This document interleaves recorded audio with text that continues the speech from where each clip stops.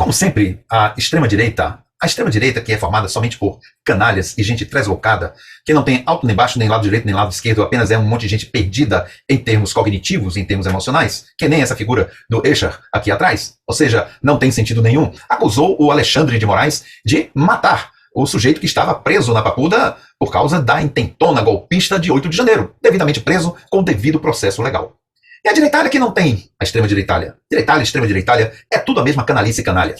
Eles não têm argumentos, não têm propostas, não têm discurso político, não têm discurso socioeconômico, nada. Apenas faz lacração, apenas o tempo todo tenta sujar a imagem de quem quer fazer alguma coisa boa neste país, e para impedir que se faça coisa boa no país que os impeça de voltar ao poder, eles lutam pelo poder, fazendo baderna, confusão, mentindo descaradamente. E quando a gente tem a oportunidade de mostrar que eles são descarados, canalhas, mentirosos, a coisa fica mais gostosa e melhor ainda. É isso que a gente vai comentar hoje no Rapidinha das Notícias, no dia 22 de novembro de 2023. Vamos lá, vai ser divertido. Está aqui na revista Fórum. Hoje foi publicada justamente essa notícia maravilhosa que desmente os canalhas da extrema-direita, da direita também. André Mendonça, indicado por Bolsonaro, foi quem negou habeas corpus ao bolsonarista que morreu na Papuda. E aqui está o subtítulo. De forma precipitada, bolsonaristas passaram a atacar Alexandre de Moraes, quando, na verdade, quem negou a saída do invasor do Senado da prisão foi Mendonça, o super evangélico indicado por Bolsonaro. A notícia é dada por Lucas Vasquez, ontem, 21 de novembro de 2023, aqui está. E aí, nós vamos ver o quê? A carinha do Mendonça, de inocente, que foi quem jogou o Kleber no caixão. Não foi o Xandão. Foi André Mendonça. E aqui está. André Mendonça, ministro do Supremo Tribunal Federal, indicado por Jair Bolsonaro, então presidente em 2020, foi quem, em maio, negou o habeas corpus de soltura do bolsonarista Clériston Pereira da Cunha, de 46 anos. Então não foi Alexandre de Moraes quem impediu a saída de Clériston da prisão. Foi André Mendonça. Bolsomínios, bolsonaristas, pessoal ligado a Bolsonaro, seus deputados, senadores, Carlincho e que tais, Eduardinho, outros bananinhas que fazem parte do bolsonarismo. Vejam bem, André Mendonça, indicado pelo mito, foi quem impediu o Clériston de sair da Papuda. O preso era acusado de ter participado dos atos terroristas de 8 de janeiro. Cunha morreu nesta segunda-feira na penitenciária da Papuda, onde estava detido. O homem estava preso por ter invadido o Senado Federal na trágica tarde de domingo, que quase culminou com um golpe de Estado nos primeiros dias do ano. O bolsonarista sofreu um mal súbito, de acordo com um ofício expedido pela juíza Leila Cury, da Vara de Execuções Penais do Distrito Federal. Segundo o documento, o preso apresentou o tal mal súbito por volta das 10 horas, enquanto fazia o banho de sol, acompanhado de outros detentos. De imediato foi acionada a equipe de saúde que, em instantes, ingressou no bloco, dando início aos protocolos de ressuscitação cardiopulmonar. Acrescenta o ofício da VEP. A morte de Cunha levantou suspeitas em relação ao seu estado de saúde, pois em fevereiro ele tinha pedido para responder a processo em liberdade, pois se ressentia de sequelas da Covid-19. Sim, porque ele, como bom bolsominion, não tomou vacina. Ele fez o tratamento com ivermectina e outras bruxarias que tais, indo de encontro à ciência. Depois disso, em abril, no momento do recebimento da denúncia, o advogado Bruno Azevedo de Souza alertou a respeito da possibilidade de a prisão ser uma sentença de morte para Cunha. Disse ainda que havia um quadro de vasculite de múltiplos vasos e miosite secundária à Covid-19.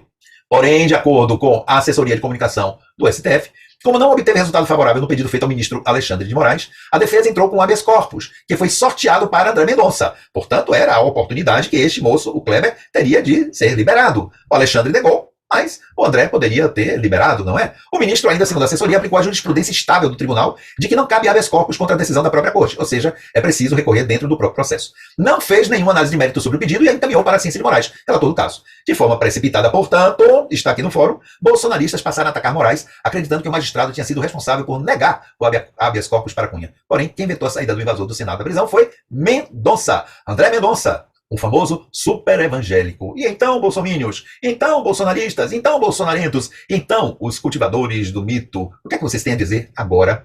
Acho que nada, né? Mas o problema persiste. A questão não é constatar esta realidade dos fatos. É que esta canalhada vai continuar a inventar coisas. A direita, a extrema-direita no Brasil está assanhadíssima ante o sucesso do governo de Lula. Ante a possibilidade de Lula, caminhando assim, endireitar o país, fazer o Brasil voltar a ser um país habitável, digno, e não dar chance a que a direita, nem a extrema-direita, volte mais tão cedo ao poder, porque a direita e a extrema-direita não têm projeto para a sociedade brasileira na sua maioria. Eles só têm projetos para acumulação de capital na mão dos poucos e a escravização da população brasileira.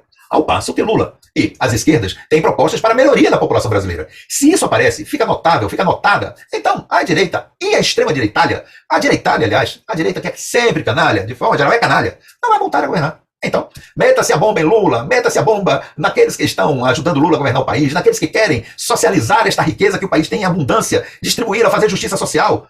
Justiça econômica, meta-se a bomba, invente-se qualquer coisa. Para a gente ter a ideia, o Estado de São Paulo, ele publicou uma notícia dizendo que o petismo tinha sido derrotado na Argentina. Olha que ponto chega a absurdidade dessa mídia corporativa. Isto é de uma canalice sem conta, porque passa para o leitor a derrota das esquerdas no Brasil ou a derrota do Massa na Argentina, e uma coisa não tem a ver com outra. A derrota de Massa tem a sua história lá na Argentina. A vitória de Lula e do PT no arco de alianças formado até com pessoas da centro-direita e mais da direita não tem nada a ver com a vitória do Milei na Argentina ou o que seria a sua derrota. São histórias diferentes, contextos diferentes. A Argentina, ela tem uma vantagem a mais. Lá, a pauta moral não tem vez. Lá, a pauta de costumes não tem vez. Porque a influência das igrejas, das crenças moralistas baseadas em leis bíblicas, lá não vigora. Os argentinos são suficientemente inteligentes para isso. Mas não foram suficientemente inteligentes para evitar a vitória deste translocado maluco, aparentemente, que vai governar a Argentina. Vai tentar governar, porque ele vai se confrontar com um congresso de maioria peronista, que não vai deixar ele fazer o que quer. Então ele apenas cantou de galo num terreiro que ele não vai poder mandar. E aqui no Brasil, a canalice, a tentativa de golpear com a contra-informação errônea, a contra-informação mentirosa ao governo de Lula, ao avanço que os projetos de visão social, econômica, que o governo Lula, que as esquerdas que estão apoiando Lula, e mesmo a centro-esquerda, o centro e alguns da direita mais sensatos tentam fazer para que Lula e este governo faça do Brasil novamente um país civilizado, avançado, ou que avance nas pautas sociais, esta tentativa continua mais do que nunca com uma enorme sanha, um enorme desejo de vingança. O Milei levantou isso aí, essa chama, esse clamor da direita voltar ao poder no Brasil. E contra isso nós temos que lutar.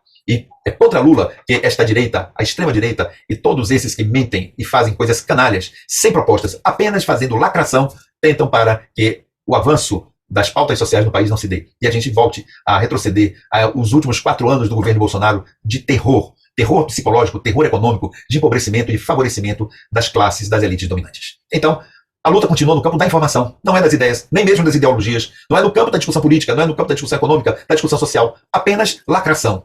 A direita lacra, mentindo, lançando fake news, informações errôneas, como atribuir a Alexandre de Moraes a morte do moço lá na Papuda, ao passo que foi o André Mendonça deles quem negou habeas corpus. E tudo isto porque há uma outra intenção, além de fazer com que as esquerdas, ou a centro-esquerda, ou o que se chama de campo progressista, possa continuar a tentar transformar esse país num país digno. É que o STF, efetivamente, com todas as suas defecções, tem sido o âmbito em que a República foi mantida. Graças ao STF, em particular Alexandre de Moraes, a República brasileira foi mantida nesta tentativa, por mil formas, que o bolsonarismo e o seu mito tentaram investir contra esta mesma República. E a vingança está sendo em fazer acusações falsas, em desgastar a imagem do STF, dizendo que o Brasil está vivendo uma ditadura de toga, quando na verdade a toga está lutando contra a ditadura que são eles que estão tentando implantar. Então, nesta luta de informações, não adianta mentir. A verdade aparece e ridiculariza esses ridículos, esses palhaços, essas restas humanas, essas restas intelectuais que formam a direitalha, a extrema-direitalha brasileira. Enquanto isso, a gente pode se dar o direito de dar gargalhadas do ridículo em que eles não se cansam de cair. Um abraço e até uma próxima oportunidade.